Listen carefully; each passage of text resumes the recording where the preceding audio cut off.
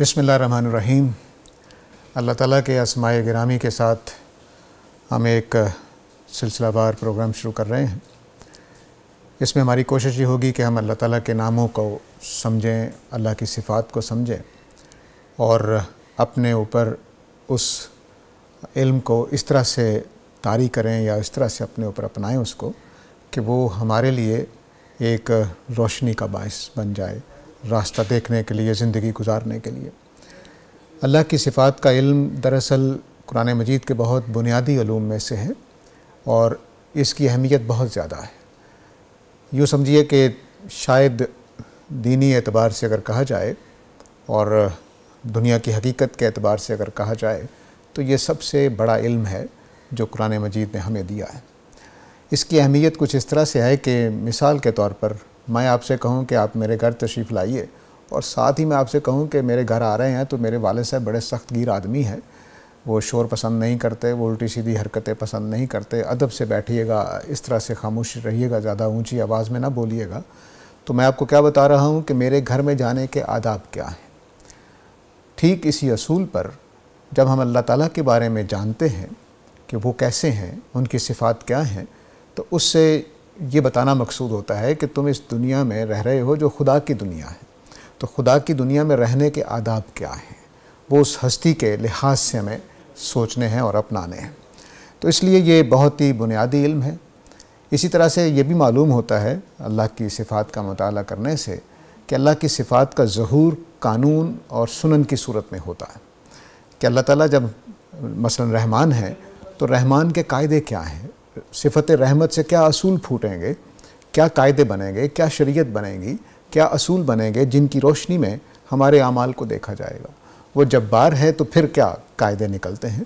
تو خدا کی صفات نہ صرف یہ کہ وہ خدا کی صفات ہیں بلکہ وہ اس کائنات کے چلنے کا قانون بھی ہے۔ وہ خدا کی سنن، خدا کے طریقہ کار، خدا کے طرز عمل کو بھی واضح کرتے ہیں۔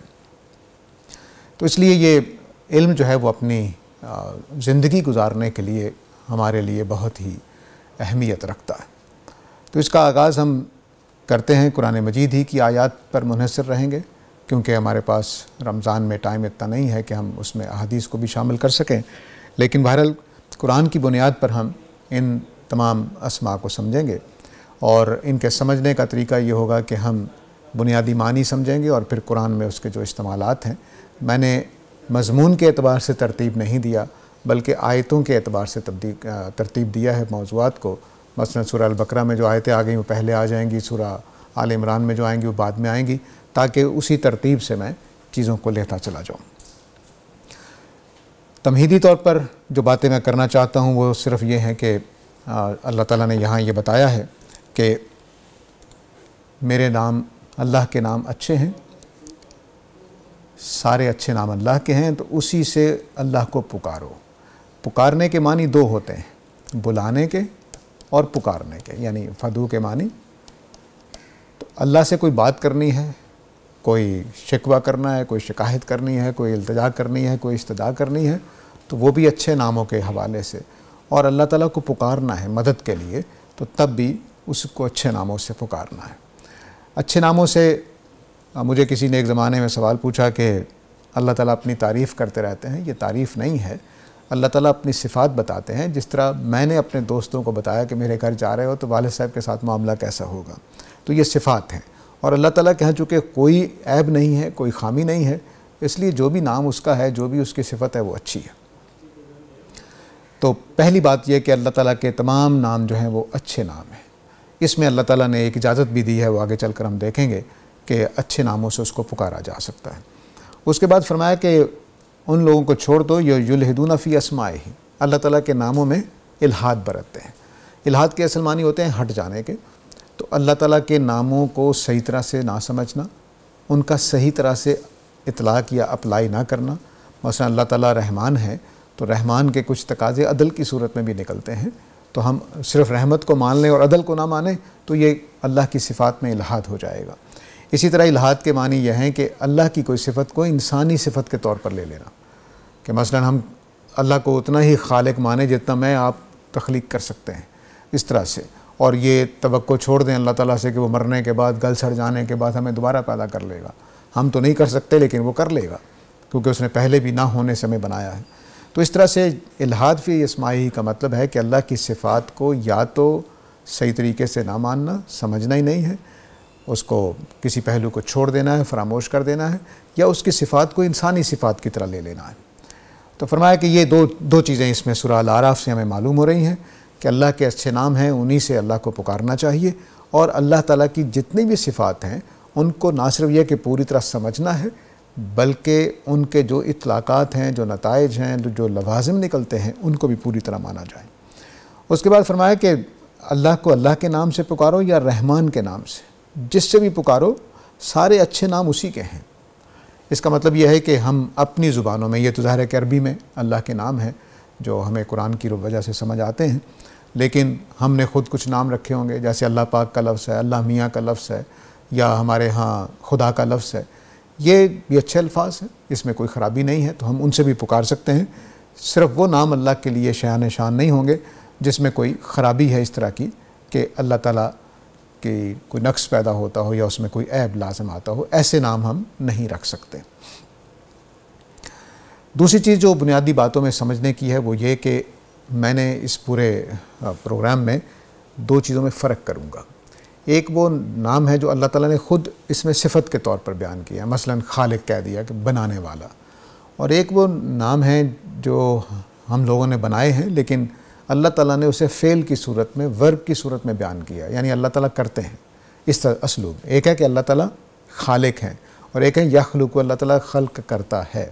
دونوں میں فرق میں نے کیا ہے. جو صفات اسم میں بھی آ گئی ہیں، فعل میں بھی آ گئی ہیں، وہ تو ٹھیک ہیں، لیکن کچھ صفات اللہ تعالیٰ نے نام کے طور پر پیش نہیں کی ہیں. جیسے یہ آیت میں دیکھیے سورہ البقرہ کی کہ یذل بہی کثیرا، اس میں صفت بنا لیا بعض لوگوں نے، مضل، گمراہ کرنے والا. اللہ تعالیٰ مضل نہیں ہے، ہاں اپنے قانون کے مطابق لوگوں کو گمراہ ہونے دیتے ہیں. اس کو اللہ تعالیٰ نے یذل بہی سے بیان کیا ہے. تو میں نے ان کو صفات کے طور پر نہیں لیا جو صرف فعل کی صورت میں آئے ہیں، ورب کی صورت میں آئے ہیں، ان کو میں نے صفات کی صورت میں نہیں لیا. صرف انہی کو لیا ہے جو اس طرح آ گئے ہیں، جیسے عالم الغیب والشہادہ، الرحمن الرحیم، یا المالک، القدوس، السلام، المومن، المہیمن، العزیز، الجبار، المتکبر. یہ جو صفات ہیں یہ صفات کے صیغوں میں ہیں، یعنی جیسے ہم اردو میں کہیں کرنے والا یا مہربان، تو مہربان صفت ہے، وہ مہربانی کرتا ہے، یہ ورب ہے. تو مہربانی کرتا ہے کو صرف اگر مہربانی کرتا ہی آیا ہے تو میں نے اسے نام کے طور پر نہیں لیا، لیکن جہاں جہاں اللہ تعالیٰ نے اس کو نام کے طور پر لے لیا ہے بس اسی کو میں نے نام بنایا ہے. ایک اور بات سامنے رہنی چاہیے، وہ یہ کہ کسی بھی ہستی کا تعارف کچھ پہلوؤں سے ہم کرتے ہیں. تو میں نے کچھ پہلو مخصوص کیے ہیں، لیکن چونکہ میں نے طریقہ یہ اختیار کیا کہ قرآن کے پہلو سے چلوں گا، لیکن اشارہ کر دوں گا کہ یہ کس دائرے میں یہ صفت آتی ہے. کچھ صفات ایسی ہیں جو اللہ تعالیٰ کی ذات کو بیان کرتی ہیں، اس کی ذاتی صفات ہے. ذاتی صفات سے میں نے مراد یہ لیا ہے کہ جس سے خدا کی مزاج یا خدا کی سرشت یا خدا کی ہمارے ساتھ معاملہ کرنے کا پہلو سامنے نہیں آتا، صرف اس کی ذات کے بارے میں ایک ہمیں اطلاع ملتی ہے. مثلا اللہ تعالیٰ بادشاہ ہیں، یہ صفت ایسی ہے کہ جو ذات کو بھی بتاتی ہے لیکن ہمارے ساتھ اس کے کنٹرول کو بھی بتاتی ہے کہ وہ ہمارا حاکم ہے. لیکن قدوس اللہ کی ذات کے بارے میں بتا رہی ہے کہ قدوس وہ ذات ہے کہ جو بالکل پاک ہے، اس میں کوئی نقص نہیں ہے، اتنی پاک ہے، اتنی عیب سے پاک ہے، اتنی اس کے اندر خامیوں سے دوری ہے کہ وہ ہستی مقدس ہو گئی ہے. یہ اس کی ذات کا بیان ہے. سلام، اس کو کوئی زوال نہیں ہے، وہ وفات نہیں ہوگی، فنا نہیں ہو گیا اللہ تعالیٰ، تو وہ سلامتی اس کی ذات کی صفت ہے کہ وہ ہمیشہ قائم رہنے والی، ازل سے ہے، ابد تک رہے گی، کوئی اس کا آغاز نہیں، کوئی اس کا اینڈ نہیں ہے. تو یہ سلامتی کا جو لفظ ہے، سلامتی والا، تو سلام اس کو قرآن مجید نے بیان کیا ہے. تو سلام کا مطلب ہے کہ وہ ذات جو کبھی بھی، اب اس کا ہمارے اوپر کوئی اثر نہیں ہے سوائے اس کے کہ ہم اس کے ہونے کی وجہ سے ہمیں بہرحال یہ ماننا پڑے گا کہ اگر اس کی حکومت ہے تو ہمیں تسلیم کرنا پڑے گا، کیونکہ اس سے ہمارا چھٹکارا نہیں ہے، وہ ہمیشہ رہنے والا ہے. خالق، یہ وہ صفت ہے کہ جو ذات کی بھی ہے مثلا ہم کہیں کسی بچے کو کہ یہ بچہ لگتا ہے شاعر بنے گا کیونکہ اس کے اندر شاعری کی صلاحیت ہے، تو اس کی ذات کی صفت ہے، لیکن ساتھ ہی اس کا ہمارے اوپر بھی اثر ہوگا کہ وہ ہمیں تخلیق کر دے گا۔ باری، المصور، یہ تینوں ایک ہی کریشن کے پہلو سے تین صفات ہیں کہ اللہ تعالیٰ خالق ہے، چیزوں کو سوچتا ہے، ڈھانچہ بناتا ہے، ارادہ کرتا ہے ان کے بنانے کا، اور وہ باری ہے، بنا دیتا ہے ان کو، ان کی خوبصورت شکل و صورت بنا دیتا ہے۔ اسی طرح عزیز، وہ سب سے زیادہ طاقتور ہے، کوئی اس کو کنٹرول کرنے والا، روکنے والا نہیں ہے، وہ سمیع ہے، سننے والا ہے۔ یہ اس کی ذات کی صفات ہیں کہ اس کی ہستی کو بیان کرتی ہیں۔ کچھ صفات ایسی ہیں جو خدا کی صفات کو یا سرشت کو یا مزاج کو یا طبع کو بیان کرتی ہیں۔ یہ الفاظ اللہ کے لیے بہت اچھے نہیں ہیں، لیکن مضمون یا آئیڈیا بتانے کے لیے میں نے یہ الفاظ چنے ہیں کہ اللہ کا جو مزاج ہے، جو سرشت ہے، اس کو کچھ صفات بیان کرتی ہیں۔ مثلا اللہ تعالیٰ رحمان اور رحیم ہے۔ اس کا مطلب ہے کہ رحمت اس کی سرشت کا حصہ ہے، وہ رحمت سے کبھی باز نہیں آئے گا، ہمیشہ رحمت کرتا رہے گا، رحمت اس کا وصف ہے، اس کا خصلت ہے۔ اسی طرح رحیم ہے، اسی طرح جبار ہے، وہ زبردست ہے، اس کے آگے کسی کی بات نہیں چلے گی، وہ جس کو روکنا چاہے گا روک دے گا، جس کو بولنے کی اجازت دے گا وہ بولے گا۔ متکبر ہے، وہ سب سے بڑا ہے، وہ اگر یعنی ہمیں متکبر ہونے سے روکا گیا ہے کیونکہ ہم اصل میں بڑے نہیں ہیں، تو اب ہم جب متکبر ہوتے ہیں تو جھوٹے متکبر ہوتے ہیں، حقیقت میں متکبر نہیں ہوتے۔ خدا کی ذات اپنی حقیقت میں بہت بڑی ہے، اس لیے متکبر کا لفظ اس کے لیے اب بھی چھوٹا ہی ہے، وہ اتنی بڑی ذات ہے۔ تو اس طرح سے متکبر بھی خدا کے، یعنی اس کی بڑائی کو کوئی آگے بڑا ہونے کی کوشش کرے گا تو وہ چت کر دیا جائے گا، اس کی بات مانی نہیں جائے گی۔ اللہ تعالیٰ کی ذات حکیم ہے، یعنی وہ سارے کام حکمت اور دانائی کے ساتھ کرتے ہیں۔ اللہ تعالیٰ ایسا نہیں ہے کہ وہ حکمت سے عاری ہو جائیں۔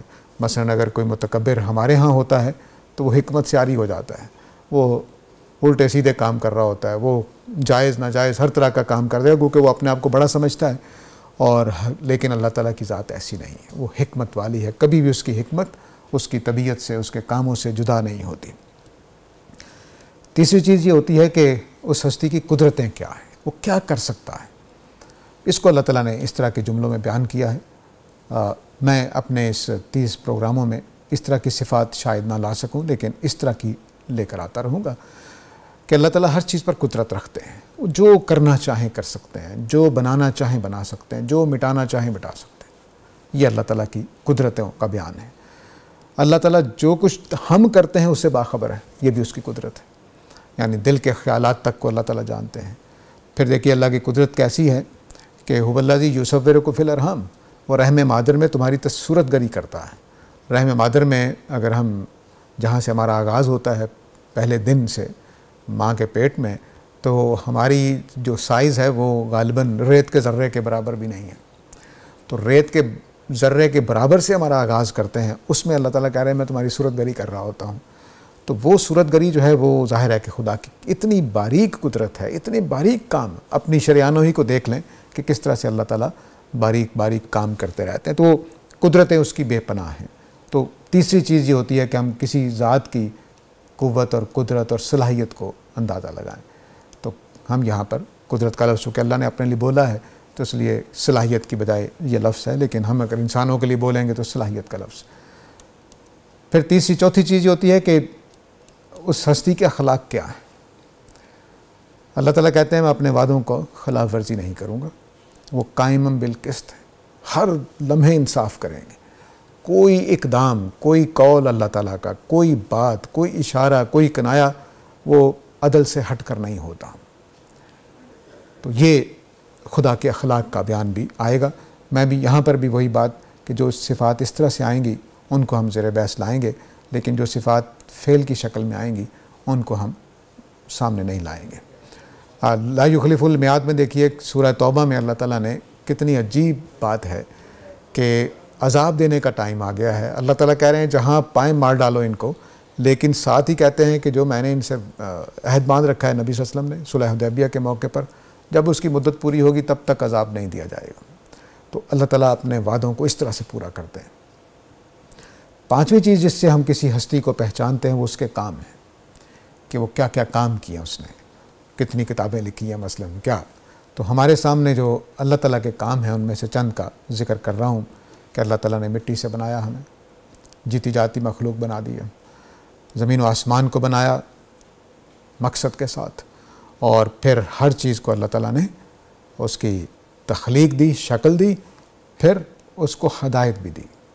مثلاً اگر میرے والی صلاحیتیں یعنی انسان والی صلاحیتیں شیر میں رکھ دی جاتی تو اس کے ہاتھ اس کا ساتھ نہ دیتے ہیں۔ ہم تو کتنی مشینیں بنا رہے ہیں، کتنی باریک باریک چیزیں بنا رہے ہیں، تو اگر شیر کے ہاتھ وہی ہوتے جو پنجوں والے ہیں اور انگلیاں نہیں ہیں اس کے اندر، اور دماغ ہمارے والا دے دیا جاتا تو شیر کو جیسا بنایا ویسی ہی اس کی اندر ہدایت کی چپ فٹ کر دی۔ تو یہ اللہ تعالیٰ کے کام ہیں جن کو ہم سمجھتے ہیں کہ ہمارے جو خدا کو جاننے کی چیزیں ہیں ان میں سے شامل ہوں گے۔ میں نے صرف ان 2 صفات کو لوں گا، اور ان صفات میں سے جو اس اسلوب میں آ گئی ہیں اسماء کے طور پر، خبیر مثلاً اور حکیم مثلاً، اس طرح سے صفات کو لیں گے تو آج کی بات ہماری مکمل ہوتی ہے۔ تو انشاءاللہ اگلے پروگراموں میں ہم اللہ تعالیٰ کی صفات کا قرآن مجید کی روشنی میں مطالعہ کریں گے۔ یہ چند بنیادی باتیں تھیں، ان کے ساتھ اجازت چاہتا ہوں۔ خدا حافظ۔